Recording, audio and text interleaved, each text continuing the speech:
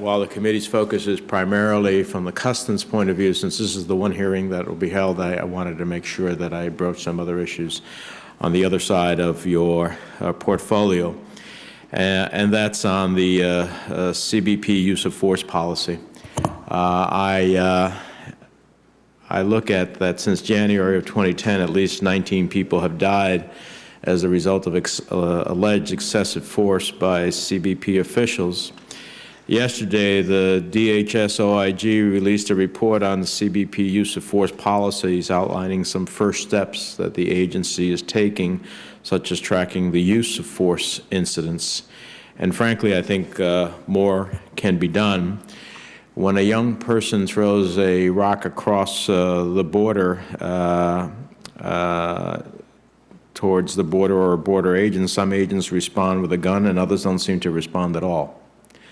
There seems to be some need for consistency in the response to these incidents and how we treat it.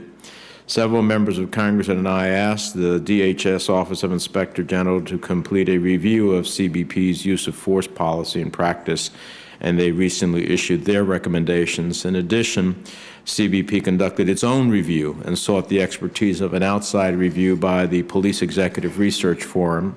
As a result of these reviews, they announced that there is a series of reforms based on more than 90 recommendations from these reviews. So obviously there's an issue here because we've had both the agency and those outside of the agency look at this question. So my question to you is, will you commit to implementing the recommendations issued by the Police Executive Research Forum and providing Congress and the public with maximum transparency regarding CBP's use of force policy, including release of that report? Senator, transparency and a use of force in any law enforcement agency is critical. If you don't have the trust and the cooperation of the people you serve, and they don't understand and they're not knowledgeable of your policies, it makes that trust and cooperation very difficult. I have not been in a law enforcement agency in which the specifics of the use of force were not made available to the general public, and I would work very hard to see that that is done within CBP. Having 4 decades in law enforcement, I clearly recognize the difficulties around use of force policy, including the training, including the equipment, including the changes that may have to be implemented in culture. I have to tell you, I've been very heartened by the briefings that I have had by Chief Fisher, and also the statements that the acting commissioner, Tom Winkowski, has made to the public about the changes that in reviews that are underway.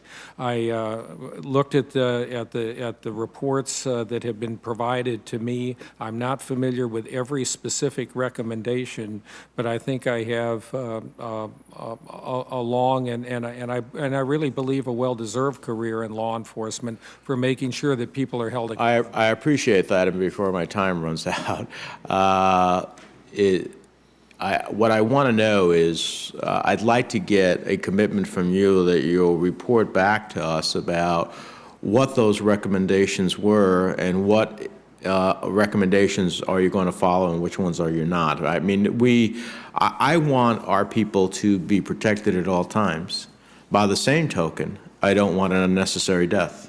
And there is a lack of uniformity of policy that exists. And so whether it is subjective to the individual to shoot or not shoot, you know, a badge gives you your legal authority, a gun gives you your ultimate authority. And we need to know that we're doing it in the best possible way. So can I get that commitment from you? I know that the discussion is underway about reports and what can be released. I would assure you that I would be responsive to these concerns, that I would institute the changes and the improvements in training, policy, equipment that are necessary to bring a level of confidence not only to the people in CBP but also to the people that we serve, and I would assure you of that, Senator. Yeah. Mr. Chairman, I have one more question, if I may, please.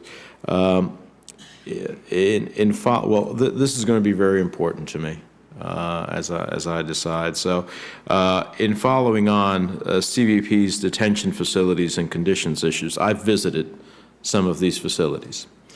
We we detain people because of the power of the federal government.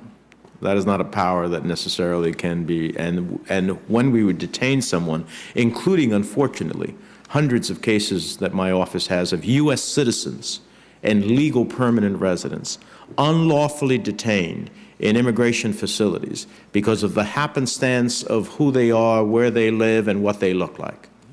Unacceptable to have their constitutional rights violated.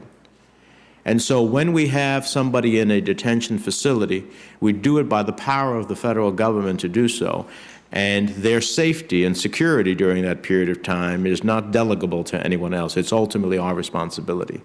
Many of these facilities have reports of detailed denial of medical care, inadequate food and water, extreme temperatures in hold rooms, inadequate access to food, and a whole host of other issues.